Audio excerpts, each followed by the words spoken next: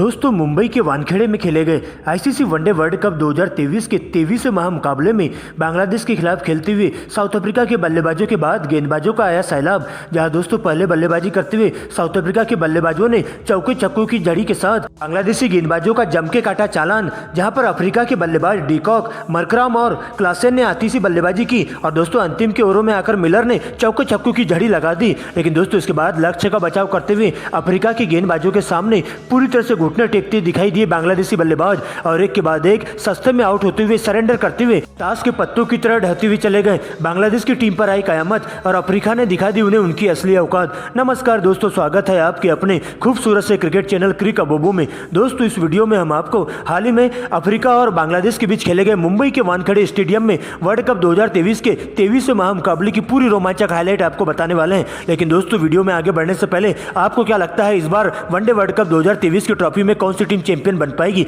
अपनी कीमती राय कमेंट में जरूर बताएं। वीडियो पसंद आए तो इसे लाइक करिए और चैनल को सब्सक्राइब जरूर कर दीजिए। तो दोस्तों वानखेड़े के स्टेडियम में खेले गए मुकाबले में अफ्रीका की टीम ने टॉस जीता और पहले बल्लेबाजी करने का फैसला किया। जहां अफ्रीका की पारी की शुरुआत करने के लिए टीम के दो धाकड़ ओपनर बल्लेबाज क्विंटन डीकॉक और रिजा हेंड्रिक्स की एंट्री होती है। तो भाई दोस्तों बांग्लादेश के लिए पहले ओवर की गेंदबाजी करने तेज गेंदबाज शरीफुल इस्लाम आते हैं। जहां दोस्तों उनका सामना होता है डीकॉक से और इसी ओवर की अंतिम गेंद पर एक करारा चौका डीकॉक के बल्ले से देखने को मिलता है। लेकिन दोस्तों दूसरे ओवर की गेंदबाजी करने के लिए मुस्तफिजुर रहमान आते हैं। जहां उनका सामना होता है रिजा हेंड्रिक्स से। जहां पर दोस्तों काफी संभल कर खेलते हुए दूसरे ओवर में मात्र 2 सिंगल की मदद से 2 ही रन आते हैं। लेकिन दोस्तों इसके बाद तीसरे ओवर से क्विंटन डीकॉक का विकराल रूप देखने को मिलता है। जहां पर दोस्तों आतिशी बल्लेबाजी करते हुए देखती पावर प्ले के दौरान टीम के स्कोर को 30 रनों के पार पहुंचा देते हैं। लेकिन दोस्तों इसी बीच 7वें ओवर की गेंदबाजी करने एक बार फिर से तेज गेंदबाज शरीफुल इस्लाम की एंट्री होती है और आते ही अफ्रीका के बल्लेबाजों पर कहर बनकर टूट पड़ते हैं। जहां पर दोस्तों 33 के स्कोर पर अफ्रीका की टीम को पहला बड़ा झटका 6.1 गेंद पर रिजा हेंड्रिक्स के रूप में लग जाता है। जहां पर दोस्तों रिजा हेंड्रिक्स 12 रन बनाकर क्लीन बोल्ड हो जाते हैं। लेकिन दोस्तों इसके बाद नए बल्लेबाज वान डेर डसन की एंट्री होती है। लेकिन दोस्तों अगले ही ओवर में मेहदी हसन मिराज उन्हें एलबीडब्ल्यू आउट करते हुए 1 रनों के निजी स्कोर पर पवेलियन का रास्ता दिखा देते हैं और इस प्रकार से अफ्रीका का दूसरा विकेट 36 रनों के स्कोर पर गिर जाता है। लेकिन दोस्तों इसके बाद अंगद की तरह डटे हुए क्विंटन डीकॉक अभी भी आतिशी बल्लेबाजी करना चालू कर देते हैं और जिनका साथ देने के लिए कप्तान मार्करम की एंट्री होती है। यहाँ पर दोनों बल्लेबाज शुरुआत में काफी संभल कर खेलते हुए दिखाई देते हैं और अच्छी गेंदों को छोड़ते हुए खराब गेंदों पर बड़ा शॉट मारना चालू कर देते हैं और देखते ही देखते सबसे पहले क्विंटन डीकॉक 46 गेंदों में अपनी 50 पूरी करते हैं। लेकिन दोस्तों इसके बाद क्विंटन डीकॉक का विकराल रूप देखने को मिलता है और चौके छक्कों की झड़ी के साथ गेंद को मैदान के बाहर पहुंचाने की पूरी कोशिश करते जाते हैं। जहां पर बांग्लादेश के स्पिन गेंदबाजों के साथ साथ तेज गेंदबाजों पर दोनों बल्लेबाज कहर बनकर टूट पड़ते हैं और देखते ही देखते मार्करम भी अपना 50 पूरा कर लेते हैं और इस प्रकार से दोनों बल्लेबाजों के बीच में 150 रनों की अटूट साझेदारी पूरी हो जाती है। इसके बाद भी क्विंटन डीकॉक यही नहीं रुकते हैं और चौके छक्के लगाते हुए हर ओवरों में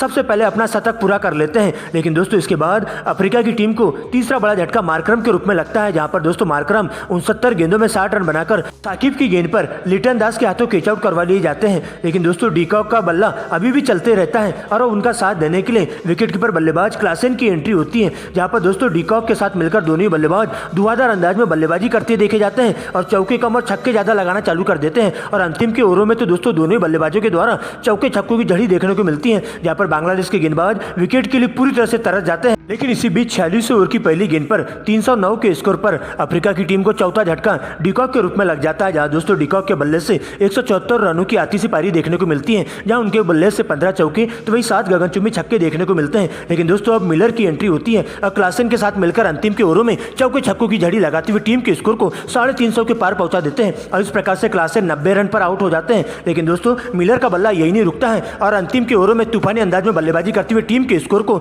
5 विकेट के नुकसान पर 382 रनों तक पहुंचा देते हैं और इस प्रकार से अफ्रीका की टीम 50 ओवरों में 382 रन बना लेती है। दोस्तों इसके बाद बांग्लादेश के लिए पारी की शुरुआत करने टीम के दो धाकड़ ओपनर बल्लेबाज लिटन दास और तंजीद हसन की एंट्री होती है। जबकि दोस्तों अफ्रीका के लिए पहले ओवर की गेंदबाजी करने यानसेन आते हैं। जहां पर दोस्तों दोनों ही बल्लेबाज काफी संभल कर खेलते हुए दिखाई देते हैं और सिंगल डबल के साथ कछुए की चाल से टीम के स्कोर को पावर प्ले के दौरान 30 रनों तक पहुंचा देते हैं। लेकिन दोस्तों 7वें ओवर में एक बार फिर से यानसेन के द्वारा घातक गेंदबाजी देखने को मिलती है और एक ही ओवर में 2 विकेट लेकर बांग्लादेशी बल्लेबाजों की पूरी तरह से कमर तोड़ के रख देते हैं। जहां दोस्तों सबसे पहले 30 रनों के स्कोर पर बांग्लादेश की टीम को पहला बड़ा झटका तंजीद हसन के रूप में लगता है, जहां तंजीद हसन 17 गेंदों में 12 रन बनाकर जॉनसन की गेंद पर क्लासन के हाथों कैच आउट होकर पवेलियन का रास्ता नाप लेते हैं। दोस्तों इसके बाद नए बल्लेबाज के रूप में सांतो की एंट्री होती है, लेकिन दोस्तों अगली ही गेंद पर सांतो क्लासन के हाथों कैच आउट होकर जॉनसन की गेंद का शिकार बन जाते हैं और बिना खाता खोले ही उन्हें डगआउट की ओर लौटना पड़ता है और इस प्रकार से 30 रनों के स्कोर पर बांग्लादेश की टीम को 2 झटके लग जाते हैं। लेकिन दोस्तों 8वें ओवर में एक बार फिर से नए बल्लेबाज के रूप में आया साकिब उल हसन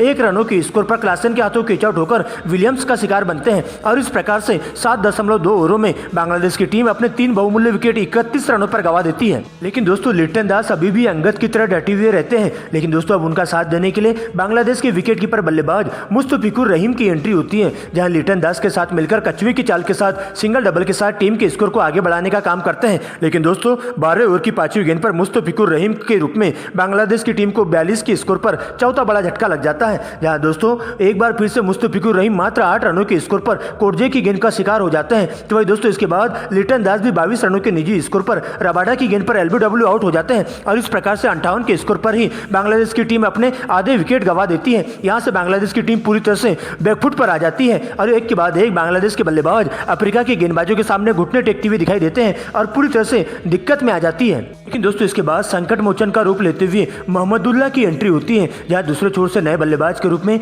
मेहदी हसन मिराज आते हैं। लेकिन दोस्तों महाराज की स्पिन गेंदबाज अपनी इस फिरकी के माया जाल में फंसाते हुए सबसे पहले मेहदी हसन मिराज को 11 के स्कोर पर चलता कर देते हैं और इस प्रकार से दोस्तों 6वां विकेट बांग्लादेश की टीम का गिर जाता है 81 रनों के स्कोर पर। जिसके बाद दोस्तों नए बल्लेबाज के रूप में नासुर अहमद की एंट्री होती है और मोहम्मदुल्लाह के साथ मिलकर कुछ अच्छे शॉट्स लगाते हुए दिखाई देते हैं, जहां पर दोनों ही बल्लेबाज काफी संभल कर खेलते हुए अफ्रीका के गेंदबाजों का डटकर मुकाबला करते हुए चले जाते हैं। लेकिन दोस्तों इसी बीच 19 रनों के स्कोर पर नासुर अहमद को कोरजे कॉटन बोल्ड कर देते हैं और इस प्रकार से 7वां विकेट 122 रनों के स्कोर पर बांग्लादेश की टीम का गिर जाता है। लेकिन दोस्तों दूसरे छोर से अभी भी मोहम्मदुल्लाह अंगद की तरह डटे हुए रहते हैं और उनका साथ देने के लिए नए बल्लेबाज के रूप में मुस्तफिजुर की एंट्री होती है, जहां पर दोस्तों मोहम्मदुल्लाह के द्वारा आते ही आती सी बल्लेबाजी देखने को मिलती है और तूफानी अंदाज में चौके छक्कों की झड़ी के साथ सबसे पहले अपना 50 पूरा करते हैं। लेकिन दोस्तों इसके बाद तो मोहम्मदुल्लाह का विकराल रूप देखने को मिलता है और अफ्रीका के गेंदबाजों का जम के चालान काटते हुए दिखाई देते हैं और तूफानी अंदाज में बल्लेबाजी करते हुए चौके छक्कों की झड़ी के साथ अपना शतक पूरा कर लेते हैं।